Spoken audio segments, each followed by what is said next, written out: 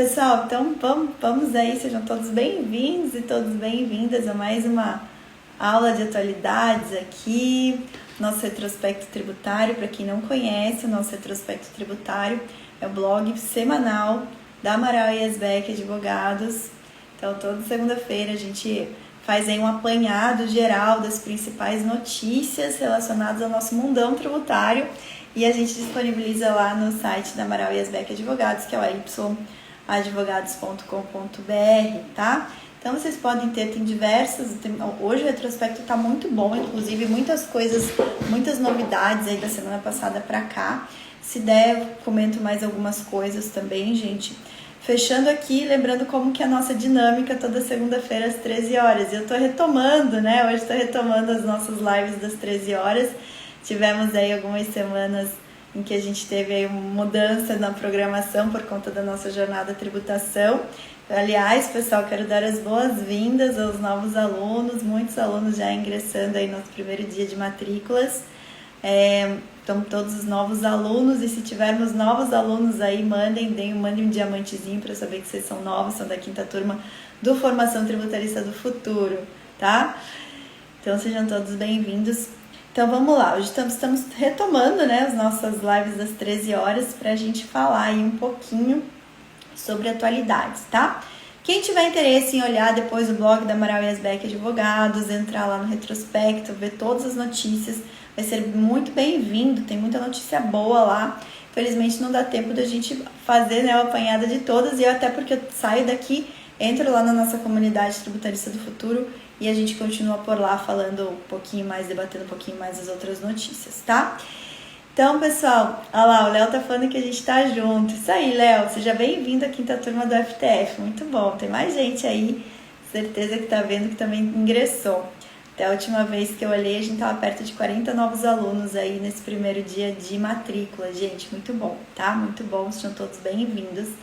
Logo mais eu vou estar aí saudando vocês individualmente, tá?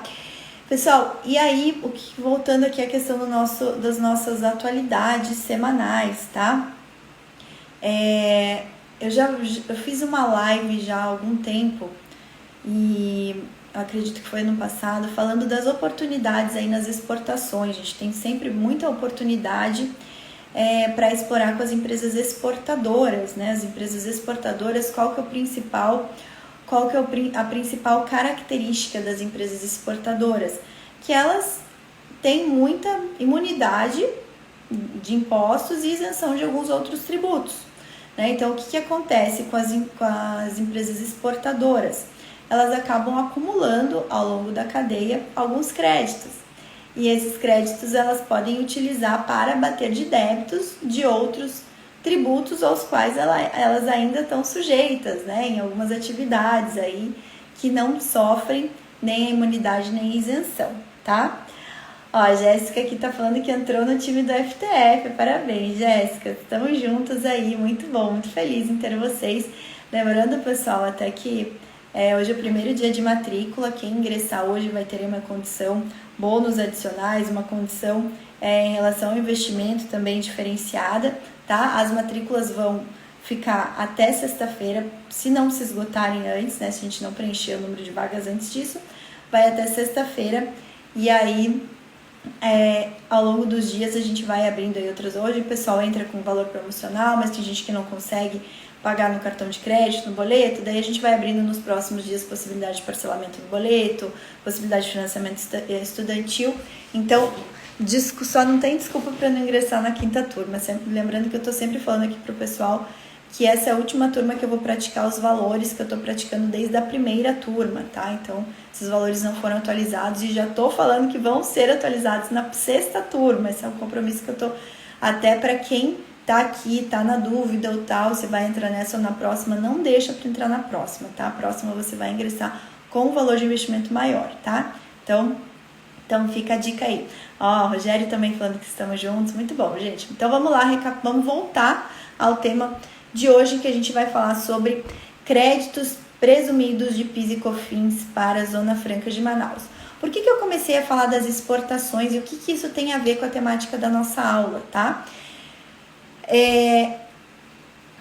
A Zona Franca de Manaus, pessoal, ela foi equiparada a um território como se fosse outro território. Então, ela sofreu uma equiparação à exportação para diversas finalidades, tá? Então, a principal delas é para também para ter aí um beneficiamento, né? Então, toda a Zona Franca de Manaus, todas as áreas de livre comércio, elas têm um tratamento tributário privilegiado, tá? Então, todas as empresas que têm negócios com a Zona Franca de Manaus acabaram também querendo pleitear essa equiparação. Então, olha, se eu estiver exportando, eu vou ter alguns benefícios também na exportação, alguns benefícios tributários. Como a Zona Franca de Manaus também ela sofreu essa equiparação à exportação, eu quero que todos esses benefícios que eu tenha na exportação do ponto de vista tributário também sejam aplicados quando eu negocio, quando eu comercializo com a Zona Franca de Manaus. Quero ter essa equiparação. E aí surgiram diversas teses no mercado, diversos estudos, na verdade. Todas as teses, gente, as teses surgem a partir do quê? De estudos em que a gente analisa a legislação, interpreta e verifica aí como pode aplicar em benefício do contribuinte para que ele também tenha uma redução do seu ônus tributário, tá? Então, qual que foi uma outra tese, uma tese que eu já discuti, inclusive nessa live que eu comentei com vocês, que eu fiz no ano passado, foi a tese relacionada ao Reintegra, tá? Reintegra é um programa especial que foi criado pelo governo federal para possibilitar que as empresas exportadoras que acumulam muito crédito ao longo da cadeia, então vamos pensar, as empresas que exportam ao longo da cadeia, elas vão sofrendo tributação, principalmente em relação aos tributos que são não cumulativos, né? Então, vamos pensar IPI, ICMS, PIS, COFINS, são todos tributos não cumulativos, né? PIS, COFINS para as empresas que estão no lucro real. E aí, o que acontece? Elas acabam acumulando muito crédito, chega lá na ponta, que é para exportar, existe essa imunidade ou essa isenção, a depender do tributo que a gente está falando, e esses créditos ficam ali pendurados ao longo da cadeia. O que veio? Veio o programa Reintegra para permitir que esses créditos, ou pelo menos a parcialidade deles, sejam reintegrados na empresa para que ela possa utilizar esses valores que ficam ali pendurados na cadeia produtiva dela no momento que ela exporta, tá? Essa tese do Reintegra também foi aplicada para as vendas para a Zona Franca de Manaus, com esse mesmo fundamento, de que quando a gente fala de Zona Franca de Manaus, a gente também está equiparando a uma exportação. E o Poder Judiciário, no âmbito do Reintegra, ele acatou essa tese para equiparar também todas as vendas à Zona Franca de Manaus como se fossem vendas para exportação, tá? E o que saiu de novidade aí, até foi uma notícia que repercutiu, não é uma notícia, é uma nova temática que tem muita relação com o que a gente está falando aqui, em relação a essa equiparação da Zona Franca de Manaus à exportação, as vendas da Zona Franca de Manaus como se fossem vendas para exportação. E saiu uma notícia, deixa eu até pegar bem certinho aqui, ó, onde que saiu essa notícia, em que data saiu essa notícia, tá? Para eu passar aqui certinho para vocês. Deixa eu pegar aqui no nosso retrospecto. Dia 5/4, então exatamente uma semana atrás, tá? Na segunda-feira da semana passada, saiu a notícia no Valor Econômico, tá? No jornal Valor Econômico, com o seguinte título: vendas da Zona Franca geram créditos de PIS e COFINS. Então, o que vem falando? O que é o caso aqui? É um caso agro. Então, é uma empresa que abate e comercializa aves, e essa empresa chama Sertão Alimentos. Então, ela faz tanto o abate como a comercialização de aves e vende, esse comércio é feito também para a Zona Franca de Manaus, tá? Então, nessas operações para a Zona Franca de Manaus, eles querem exatamente a equiparação como se fosse uma venda para fora do Brasil, uma exportação. Na venda para fora do Brasil, qual seria o tratamento relacionado a PIS e COFINS? Vende, né, o PIS e COFINS acaba não sofrendo incidência ali na exportação, mas acaba gerando crédito, né, acaba gerando esse crédito. Esse crédito ele pode ser utilizado para compensar com outros tributos administrados pela Receita Federal, com débitos de outros tributos.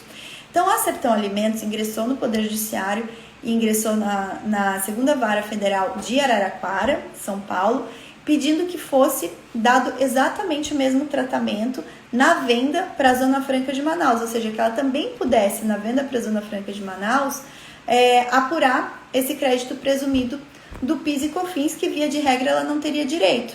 Ela não teria direito, ela faz uma venda, a venda não sofre incidência, mas ela não apura o crédito, que seria um crédito presumido, como ela teria se fosse uma venda para exportação, tá?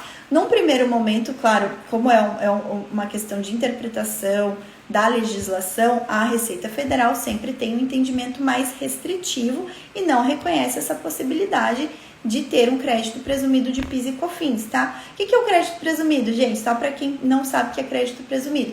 Então, vamos lá. Na operação, a operação não sofre incidência do PIS e COFINS, tá? Então, o PIS e COFINS fica zerado. Só que a legislação, por um benefício da legislação, fala, mesmo na operação que não sofra incidência do PIS e COFINS, eu mesmo assim vou simular que sofreu a incidência, você não paga, você não recolhe PIS e COFINS na operação, mas eu te dou o crédito presumido relacionado àquela operação. Então, é uma ficção da legislação, que ela traz isso como um benefício para a empresa, ela não recolhe o PIS e COFINS na operação, porque a operação não sofre incidência do PIS e da COFINS, tá? Mas, por uma ficção da legislação, se autoriza que essa operação, mesmo que não sofra incidência, ela gere um crédito presumido para a empresa poder abater de outros tributos federais, tá? E aí a Receita Federal, nesse caso, como não se trata, não está abarcado pela literalidade da legislação, ela entende que nesse caso, venda para a Zona Franca de Manaus, não sofre incidência, mas também não apura o crédito presumido, tá? Porque não é uma operação de exportação, na visão da Receita Federal. Aí a Sertão Alimentos ingressou em juízo pedindo a equiparação. Não, quero que seja reconhecido sim, conforme lá o decreto, é um decreto-lei de 1967, decreto-lei 288 de 1967, tá? Que trata dessa equiparação, tá? Essa equiparação da Zona Franca à exportação, né? Como se a Zona Franca fosse um território fora do Brasil. E então ela quis essa equiparação mais para fins de reconhecimento desse crédito presumido do PIS e da COFINS.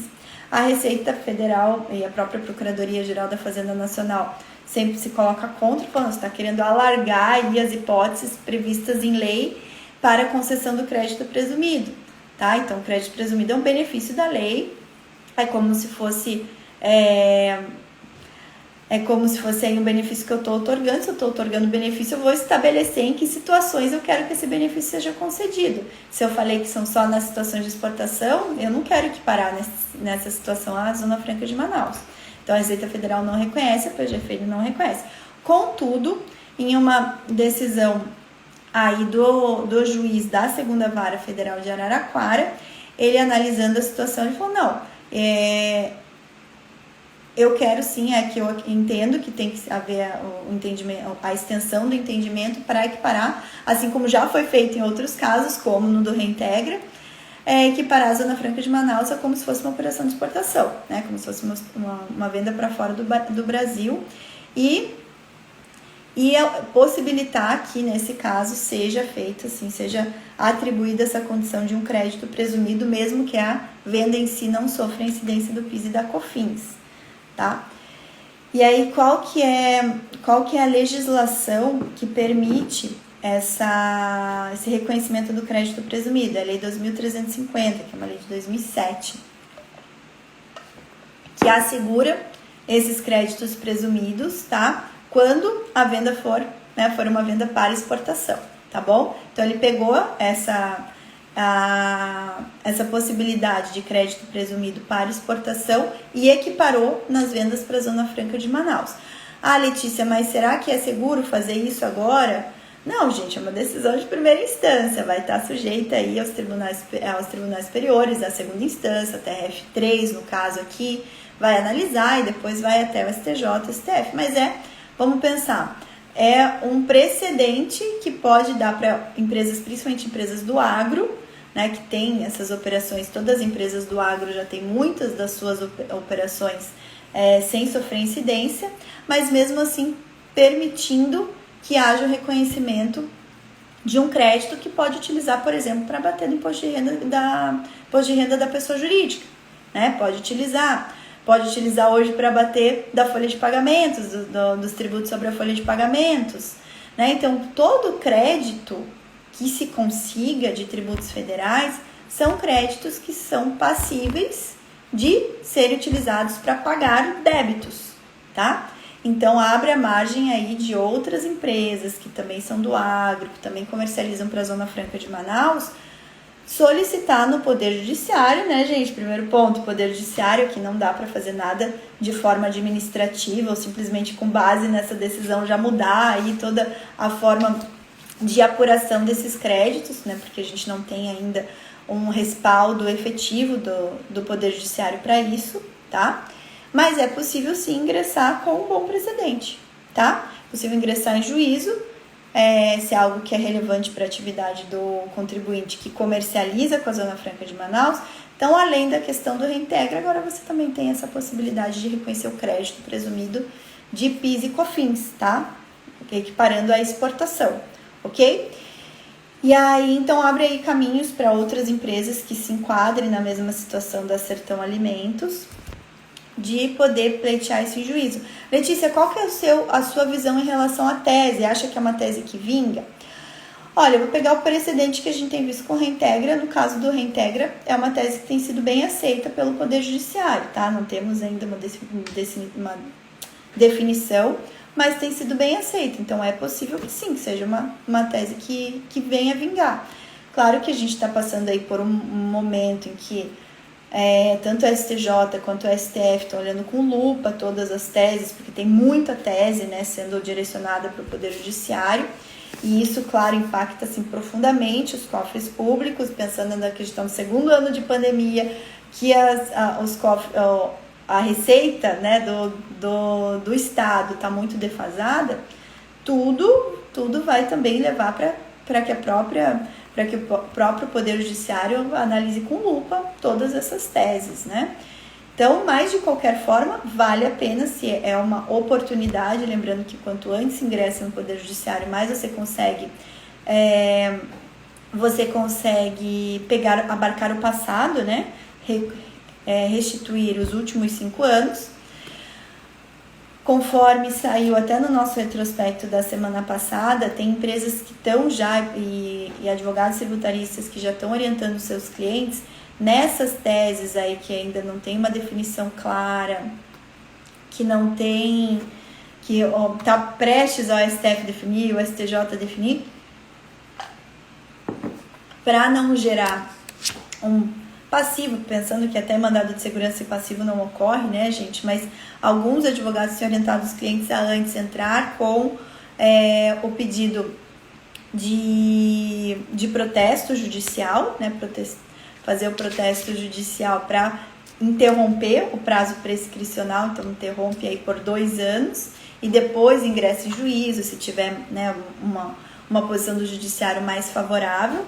Então você acaba protegendo o teu prazo aí prescricional por mais 2 anos. Então vamos pensar, você entrou com o pedido aí de protesto, né, para interrupção do prazo prescricional, você tem 2 anos e aí nesse prazo de 2 anos você ingressa com um mandado de segurança, tá? Ou, né, aí faria mais sentido até para você poder ingressar com uma ação ordinária, né, pensando em ter uma posição mais definida do Poder Judiciário. Aí você ingressa e pode ainda pegar os últimos 7 anos e não os últimos 5, né? Então é tudo para analisar caso a caso. Aqui eu acho que ainda essa é uma situação aí que está em primeira instância, ainda muitas águas vão rolar, temos que continuar acompanhando. O mais seguro aqui hoje, no sentido de ingresso em juízo, seria via mandado de segurança mesmo, tá? Cada vez mais a gente está migrando por uma questão de segurança jurídica para o cliente e pro profissional também, migrando por uma definição de mandado de segurança, né? Antes a gente adotava o seguinte posicionamento, tá? se a tese já estava muito bem consolidada no Poder Judiciário, se já tinha um posicionamento dos tribunais superiores, STF, STJ, a gente, em alguns casos, ajuizava uma ação ordinária. Contudo, como teve nos últimos anos muito revertério de decisão, então o STJ julgando sempre de um modo favorável para o contribuinte, de repente ele muda o entendimento. Ou o STJ julgando favorável, daí vai para o STF, e o STF muda de entendimento. Então, por conta disso, cada vez mais, e até para os novos casos, a gente tem optado aí, quando não precise realmente de uma dilação de provas, produzir provas e tal, a gente tem optado pelo caminho do mandado de segurança. Quando que a gente tem optado pelo caminho da ação ordinária, da ação de repetição de indébito?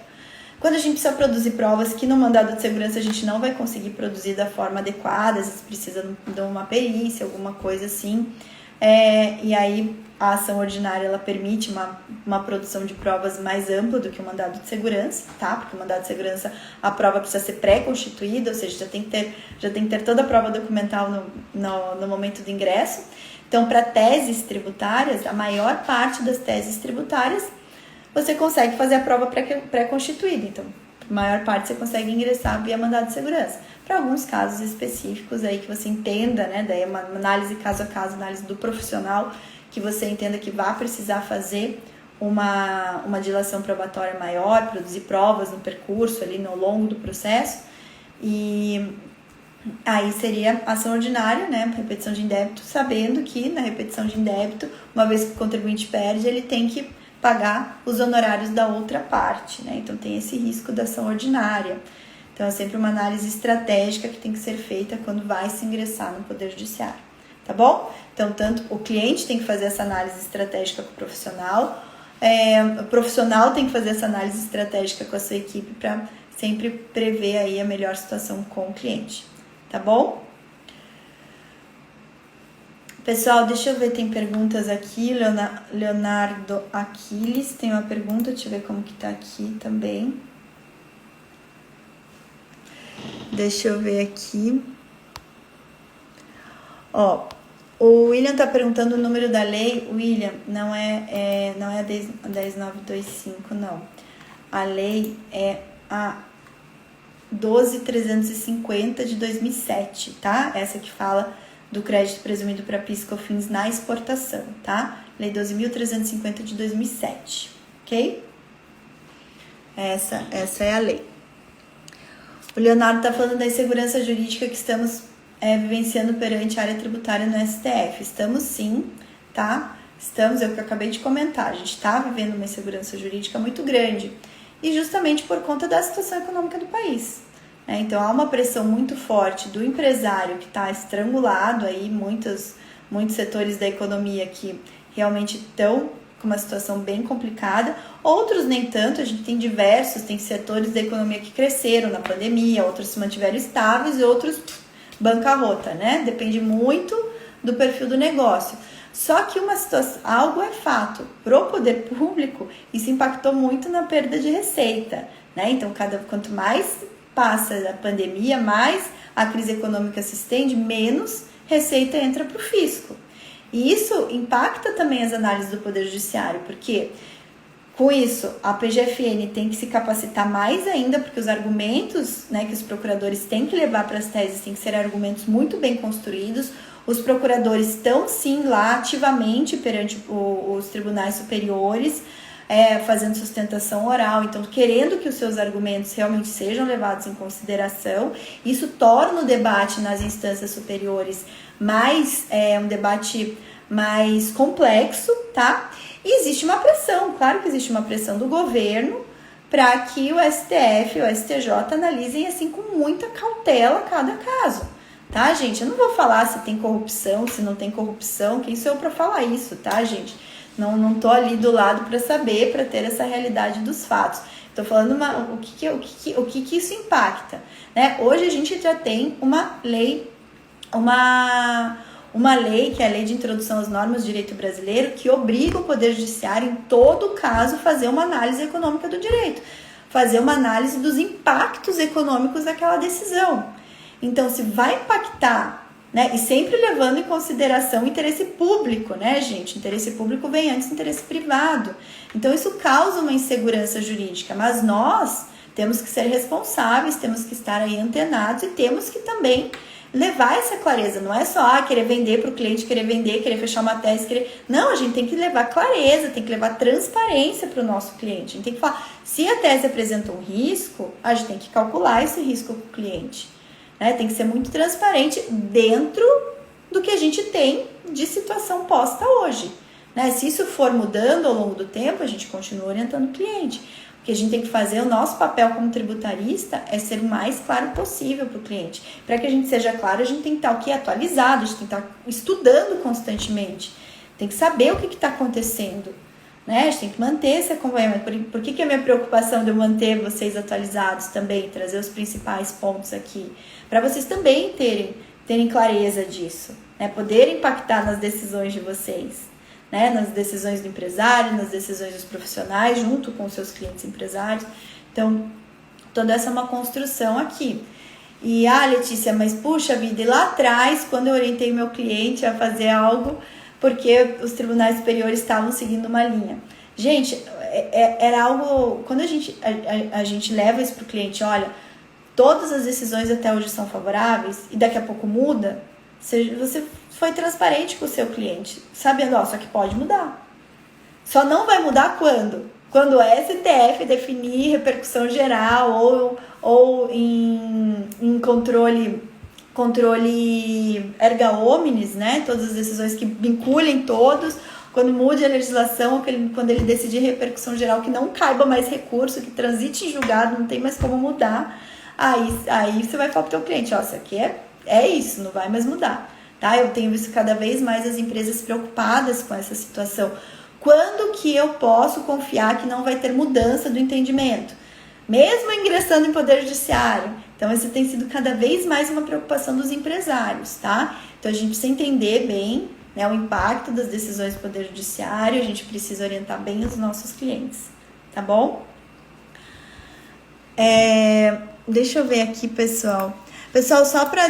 essa live ela fica gravada, tá? A gente só tira ela pra editar tudo, mas depois a gente volta. Então, quem perdeu lá o começo do que eu falei até agora, não precisa ficar preocupado, depois você vai poder rever, tá? Eu vou finalizar, tô finalizando aqui logo mais. Compartilhem esse tema, tá? Compartilhem com mais pessoas. Se quiser, faça um print aqui, compartilhem os seus stories. Por quê, gente? Porque é sempre interessante te levar. Isso aqui é conhecimento, né? É uma análise de uma situação que pode ajudar várias empresas, pode ajudar vários outros profissionais a bem instruir os seus clientes, tá? Então, quanto mais a gente dissemina um conhecimento, melhor. Mais pessoas vão ser beneficiadas com isso, tá? Então, o que eu quero que vocês eu sempre recomendo que vocês façam isso, compartilhe com sua rede de contatos, no WhatsApp, nas suas redes sociais, compartilhe, porque o tema vai ficar disponível para todos, essa live ela fica gravada, mais pessoas podem ter acesso, tá bom? O pessoal tá falando que entrou também, o Nilson entrou também na FTF, muito bom, Nilson, tem bastante gente entrando aqui. Então, pessoal, recapitulando, hoje, primeiro dia de matrículas da 5ª turma de formação tributarista do futuro, condição especial para quem está lá no grupo VIP, tá? Para ingressar no grupo VIP, só entrar no link que a gente deixou disponível aí na minha bio, Tributarista do Futuro, na bio do BPT Educação e também tá aqui no YouTube do Tributarista do Futuro na descrição do vídeo. Entrem e não deixem passar, porque eu tô falando bastante, pessoal. É a última turma que eu vou manter os mesmos valores de investimento. A partir da turma 6, gente tá 5 turmas praticando exatamente os mesmos valores. A partir da turma 6, isso vai sofrer ajuste. Não sei se vocês acompanharam, mas a inflação aí teve um aumento exponencial no último ano, tá? Então, tudo isso impacta em custos internos, então a gente tem que estar sempre revendo a nossa precificação, tá bom? Então, não digam que eu não avisei. Eu avisei, então não deixem para amanhã se vocês... deixa para amanhã quando? Letícia, não tenho como pagar esse valor no cartão de crédito, não tenho como pagar no boleto à vista. Então, gente, né? Deixa daí, porque a gente vai abrir outras possibilidades para você poder fazer pagamento mensal no boleto, fazer financiamento do curso, enfim. Mas só não deixem para a 6ª turma, porque vai tudo aumentar, tá? Garantam a matrícula ainda na 5ª turma. Tá bom, gente? O Fernando Santos está falando que tem sempre compartilhado o conhecimento, troca de ideias. Muito bom, pessoal, muito bom, tá? Gente, então eu vou lá me fechar com os meus queridos da comunidade tributarista do futuro, tá? Vejo vocês amanhã às 13 horas, a gente tem ainda a nossa live de mentoria, né, tira dúvidas, sempre debatendo aí outros temas. Vou ver outros temas aí interessantes também, tem bastante coisa que dá para instruir vocês. Alunos do FTF, sexta-feira estamos juntos, nossa mentoria desse mês de abril vai ser sexta-feira às 5 horas, então já deixem na agenda aí também, todos os alunos do FTF, nossa mentoria inicial sexta-feira, tá? Não deixem de participar, ok? Então, pessoal, ó, o William também falou que confirmou a matrícula. Muito bom. Gente, não deixe de compartilhar o tema de hoje. Tem dúvidas? Pode me mandar no direct. Tô sempre monitorando meu direct, tá bom? Tchau, tchau. Fui. Tô indo lá pra nossa comunidade. Quem for da comunidade vai pra lá também. Até mais.